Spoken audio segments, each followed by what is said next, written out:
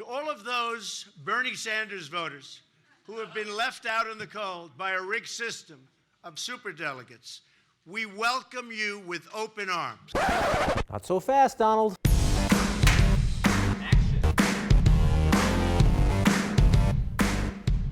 There will be a battle before the November election. That battle will be to win the hearts, the minds, and the votes of the Bernie Sanders supporters. Now, you might argue, he lost. Why are his supporters that important? There can't be that many of them. But in a very close election, they could matter.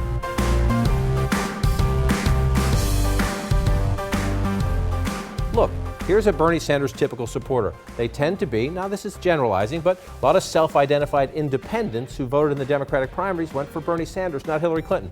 They're younger, they're likely males, and they're likely whiter. It's a challenge for Secretary Clinton, and without a doubt an opportunity for Donald Trump. You have these people right now, they're raw, they're disappointed, they just lost, and they think somehow the system was rigged against them. That's not true, but that's how a lot of them feel right now. And so if you're Donald Trump and Hillary Clinton, you're looking at this. Among independents who came to vote in the Democratic primaries, 64% of those independents went for Bernie Sanders. Only a third of them went for Secretary Clinton. She needs these people. And guess what? If Donald Trump can take a good chunk of these away, you go to some of these states where Bernie Sanders did well, you're much more competitive in blue states. If you're Hillary Clinton and you get these people, you start to consolidate the party. That's independence. There's another thing to look at here.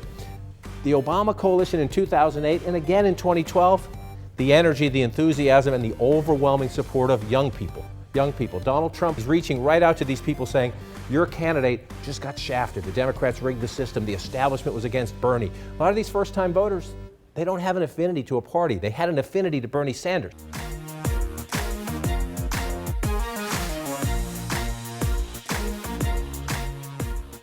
So where do they go? It's not always, you can't just look at this map and say Sanders support here will last in the general election. But Quinnipiac did ask this question. They asked Sanders supporters, if your guy's not on the ballot, who are you going to vote for in November? 75% said Clinton. That is a great place to start. That means the bulk of the Sanders supporters, they may not like it. It may take a while to get over it, but the bulk of them are Democrats. 11% said Donald Trump. That's good. Those are voters who were Democrats in the primaries who are coming to the Republican in a general election in a 50-50 close race. That's a good start. But Donald Trump wants to move that number up. The other 14% said they won't vote, they vote for somebody else, or they don't know.